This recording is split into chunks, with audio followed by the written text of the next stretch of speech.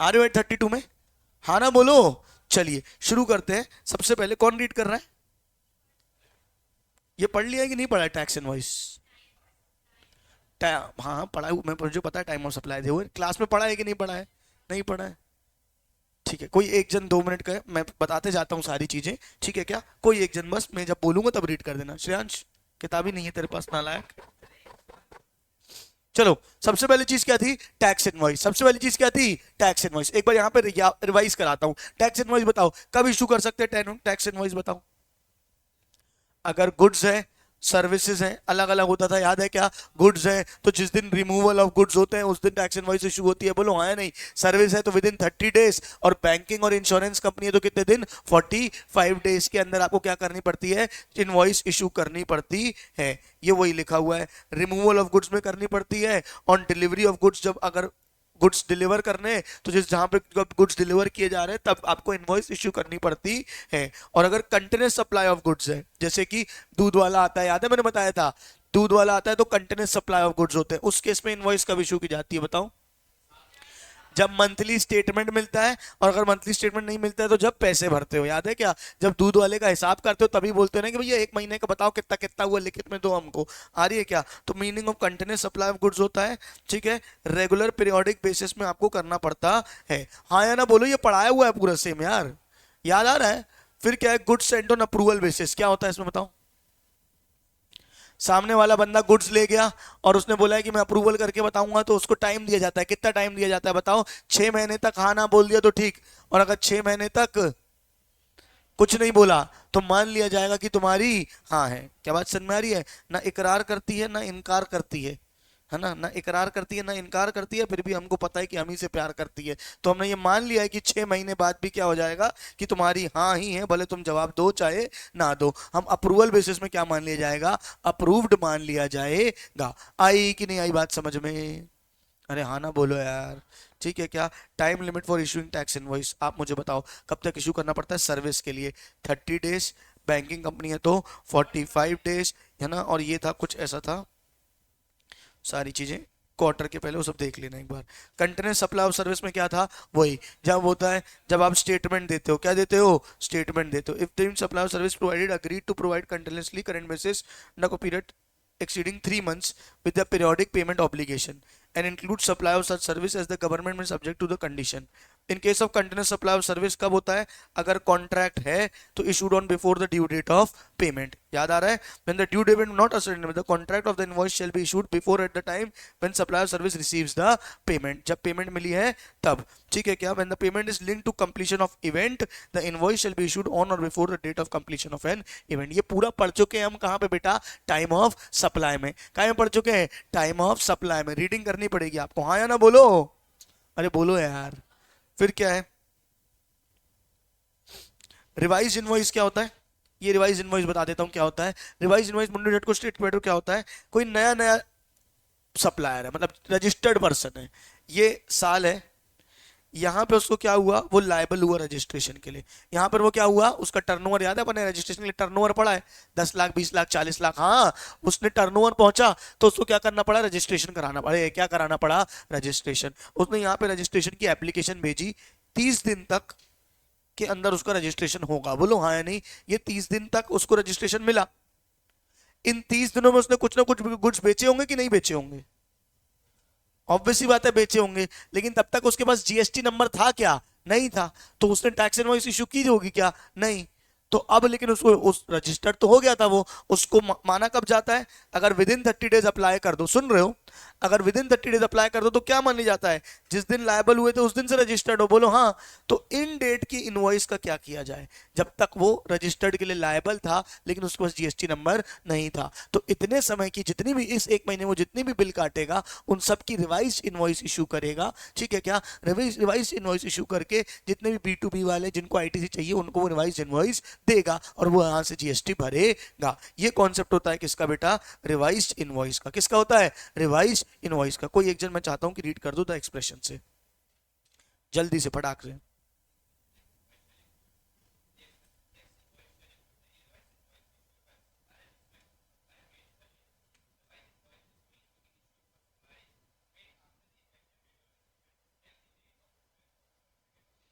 मतलब registration certificate उसका आ गया था, नहीं आया था, और इफेक्टिव रजिस्ट्रेशन पहले था, मतलब वो रजिस्टर्ड पहले से था और सर्टिफिकेट उसके पास नहीं आया था। तो जब सर्टिफिकेट आएगा या जब उसके पास जीएसटी नंबर आएगा तब वो पिछले 30 दिन की इनवॉइस इशू करेगा। ठीक है, आगे।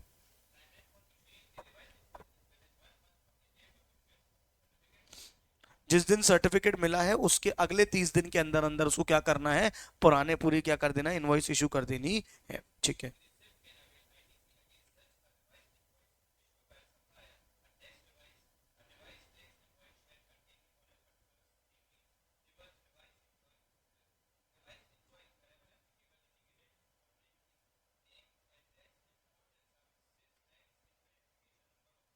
मतलब जीएसटी नंबर और नाम होना चाहिए, सीरियल नंबर होना चाहिए, date of issuance document print होना चाहिए, नेम एड्रेस होना चाहिए, name and address of the recipient होना चाहिए, serial number and date of corresponding tax invoice होनी चाहिए, सिग्नेचर और digital signature of the supplier in is authorise representative होना चाहिए। क्या बात समझ में आ रही? साधारण बातें हैं, क्या क्या इनवॉइस में लिखा रहेगा। समझे कि नहीं समझे? अरे हाँ ना बोलो यार। ठीक है, अगला क्या है, tax invoice for small value, क्या बोलता है ये, पढ़ो।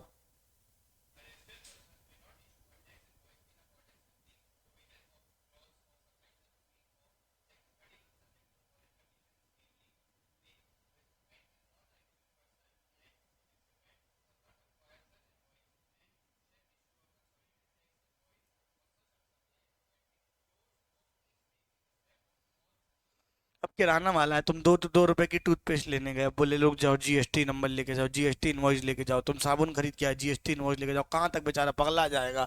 तो बोले अगर सामने वाला अनरजिस्टर्ड है, B2C है, उसको चाहिए नहीं, तुम लेके थोड़ी ना आईटीसी लगाने वाले हो। क्या बात समझ में आ रही है? लेकिन तुमको तो जीएसटी भरना है, छोटे छोटे अमाउंट है तो दिन भर में तुम जीएसटी मत भरना, आखिरी में दिन भर में मान के चलो 2,000 की बिक्री हुई, आखिरी में एक कंसोलिडेटेड इनवॉइस बना के 2,000 में 18% जीएसटी लगा के रख लेना अपने पास ही। क्या बात समझ में आ रही है? फालतू छोटी छोटी चीजों के लिए परेशान मत होना। हाँ या ना बोलो। अब मुझे ये बताओ, ये कंटेंट्स ऑफ टैक्स इनवॉइस में यही सब दिया हुआ है। क्या नेम होना चाहिए, कॉन्जिक्यूटिव सीरियल नंबर होना चाहिए, डेट ऑफ इनवॉइस होनी चाहिए, name and address of GSTN होना चाहिए, name and address of recipient होना चाहिए, name and address of recipient and the address of delivery along with the name of state, it's code, state का code वगैरह होना चाहिए। HSN कोड हमने पढ़ा था, याद है? HSN कोड पढ़ा था आइडेंटिफिकेशन के लिए, वो होना चाहिए। Amount of turnover in preceding year, अगर 5 करोड़ से ज्यादा है, ठीक है, और B2B सप्लाई है तो 4 डिजिट रहेंगे, B2C सप्लाई है तो 4 डिजिट ऑप्शनल, 5 करोड़ से ज्यादा है, B2B B2C सब में कितने रहेंगे, 6 डिजिट। ये बस ध्यान रख लेना, ठीक है? HSN कोड की बातें छोटा एक आध लाइनर में पूछ सकता है, हालांकि MCQ तुमको आते हैं नहीं अब। Description of goods and services होना चाहिए, कितनी क्वांटिटी है, total value, taxable value, rate of tax, amount of tax charge. के बाद समझ में आ रही है? Place of supply, address of delivery, whether tax is payable on reverse charge basis और नॉट। समझ रहे हो? साधारण बातें हैं कि इनवॉइस में क्या क्या होना चाहिए। सिग्नेचर होना चाहिए, क्विक रिस्पॉन्स कोड होना चाहिए, QR कोड, ठीक है। A declaration as below that invoice is not required to be issued in the manner specified in the I लिखना, declare aggregate turnover in the preceding year इतना इतना more than aggregate turnover we are not required to prepare invoice in terms of the process served। पढ़ लोगे क्या ये पूरा? हाँ ना बोलो यार। ये मैनर ऑफ इशूइंग इनवॉइस को अभी एक जन रीड कर दूं।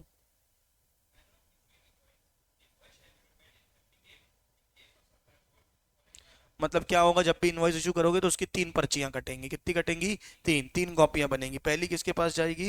रेसिपेंट के पास। डुप्लीकेट किसके पास जाएगी? ट्रांसपोर्टर के पास। एक गाड़ी वाले को दोगे तुम कि रास्ते में कोई गाड़ी रोके तो पता चले क्या लेके जा रहा है। ट्रिप्लीकेट कॉपी मिक्ट फॉर द, एक तीसरी रहेगी अपने पास सप्लायर के पास।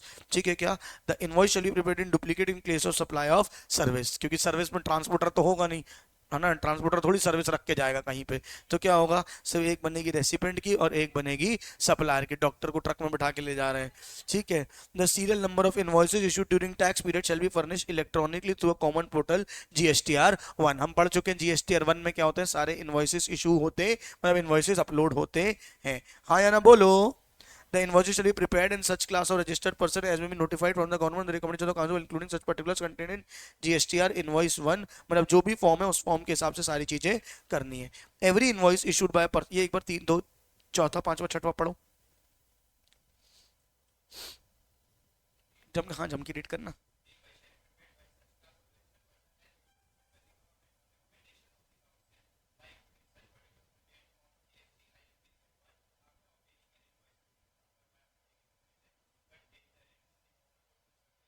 GST portal.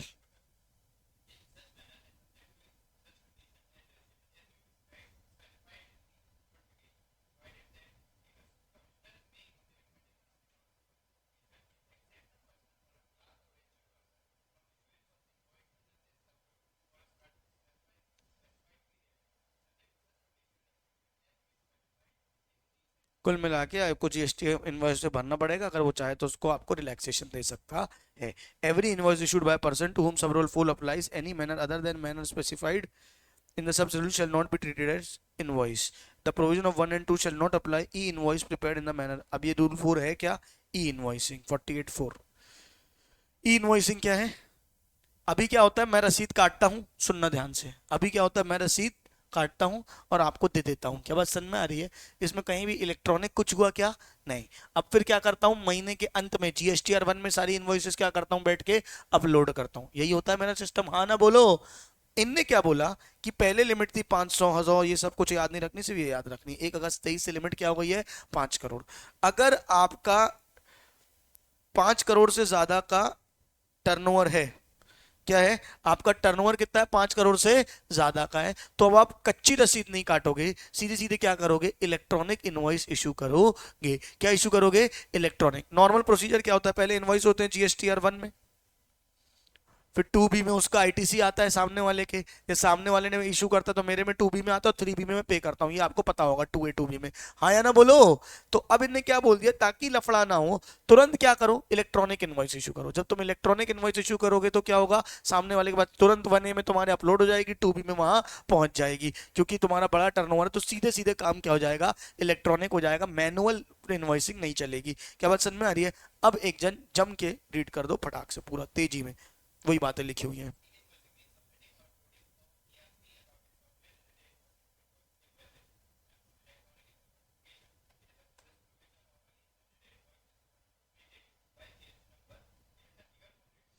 इंपॉर्टेंट याद रखना, सिर्फ B2B ट्रांजैक्शन वाले को करना है, क्योंकि सामने वाले को आईटीसी B2B में ही लेना है ना, B2C में नहीं लेना। तुम कंज्यूमर को बेच रहे हो तो क्या करोगे, ई इनवॉइस करके, वो कहाँ तो उसके में उसका अपलोड होगी। क्या बात समझ में आ रही है? और ये क्या है, इस बेसिकली क्या है कि ये ई इनवॉइसिंग क्या की गई है, ई इनवॉइसिंग क्या की गई है कि आपके पोर्टल में सीधे सीधे सबके पास एक सॉफ्टवेयर होता है, उसमें अपना जीएसटी नंबर चढ़वा दो, उससे लिंक करवा दो, तुम यहाँ से इनवॉइस काटोगे, सीधे तुम्हारी क्या हो जाएगी, 1A में अपलोड हो जाएगी, तो झंझट नहीं रहेगा। आई बात समझ में? चलो आगे बढ़ो।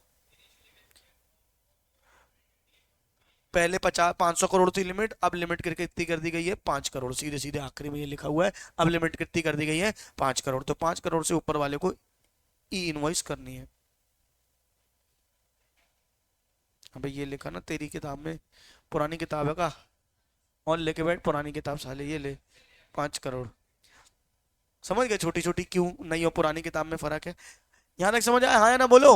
इन लोग को ई इनवॉइसिंग करने की जरूरत नहीं है। किसको? Insurance company, banking company, goods transport agency, passenger transport services, movie ticket multiplex, SEZ और गवर्नमेंट लोकल अथॉरिटी।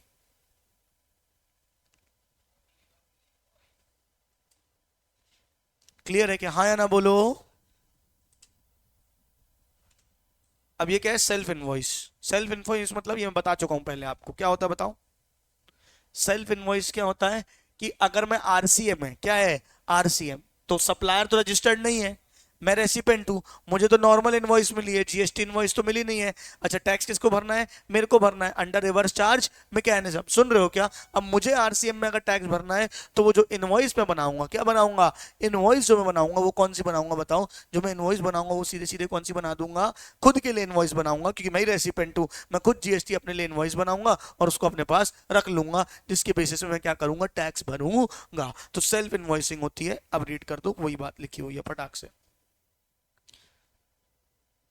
पढ़ो जी हाँ पढ़ो।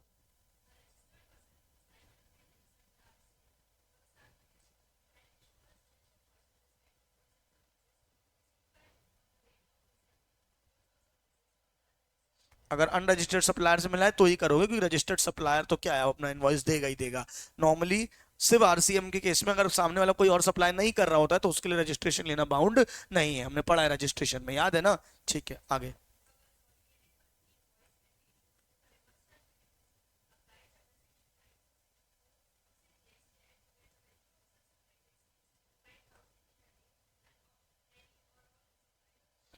क्या बोला? A consolidated monthly invoice can be issued if reverse charge applies under 9(4) where the value supply exceed 5000 in a day or any all suppliers। मतलब कुल मिला के कंसोलिडेटेड सप्लाई आप इशू कर सकते हो।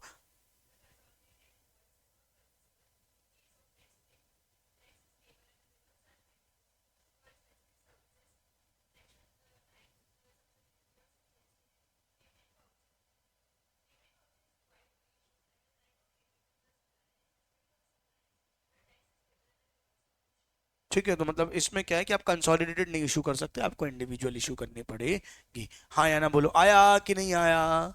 ठीक है क्या? अब क्या है पेमेंट वाउचर? क्या होता है पेमेंट वाउचर? क्या होता है पेमेंट वाउचर? सुनना ध्यान से। पेमेंट वाउचर क्या होता है? फॉर एग्जाम्पल आपने क्या इशू किया, अपन को टाइम ऑफ सप्लाई में अपन ने पढ़ा था, टैक्स कब आता है? Amount received which ever is earlier. पढ़ा था सर्विस के लिए, बोलो हाँ। मतलब मैंने क्या बताया था, एडवांस में भी टैक्स लग जाता है, किसमें? सर्विस में। याद आ रहा है कि एडवांस मिल गया है अगर जीएसटी में, ठीक है क्या? 1000 तक नहीं, 1000 से ज्यादा में भी सर्विस में, गुड्स में तो नहीं था। टाइम ऑफ सप्लाई की लिमिट क्या थी बताओ? वहां पे हमने जो पढ़ी थी, गुड्स के लिए अलग पढ़ी थी, सर्विस के लिए अलग पढ़ी थी, ठीक है? रिटर्न वॉइस या payment received which ever is earlier. तो अगर पेमेंट रिसीव्ड हो गई है पहले ही, तो अभी इनवॉइस तो इशू नहीं हुई होगी एडवांस में। तो जब एडवांस में अगर आपको कुछ मिलता है तो आपको क्या इशू करना पड़ता है? Payment voucher. क्या इशू करना पड़ता है? Payment voucher. जब आपको एडवांस मिला है और आप पे जीएसटी आ रहा है उस एडवांस अमाउंट में, तो आपको उस पर क्या इशू करना पड़ता है? एडवांस वे पेमेंट वाउचर, जो पूरा पूरा जीएसटी के इनवॉइस की तरह काम करता है और वो पूरा उस तरीके से यूज हो जाता है। एक बार रीड कर दो फटाक से जल्दी से।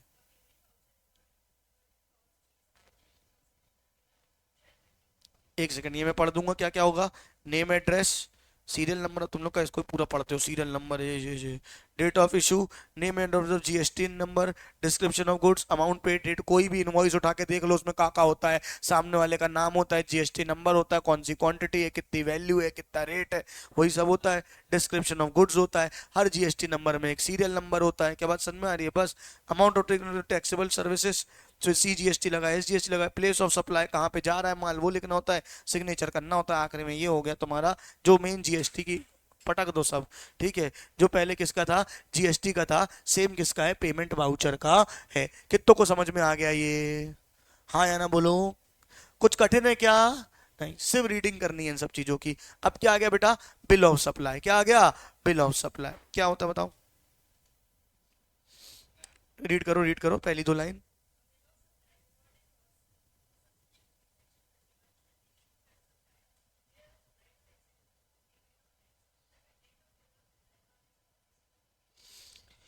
अब वो जो गुड्स बेच रहा है वो क्या है? एग्जेम्प्ट है। वो क्या है? एग्जेम्प्ट है। तो वो अब टैक्स इनवॉइस तो दे नहीं सकता, वो टैक्स इनवॉइस तो दे नहीं सकता, तो वो जो देता है उसको क्या बोलते हैं? Bill of supply. क्या बोलते हैं? इन ऑफ बिल ऑफ सप्लाई।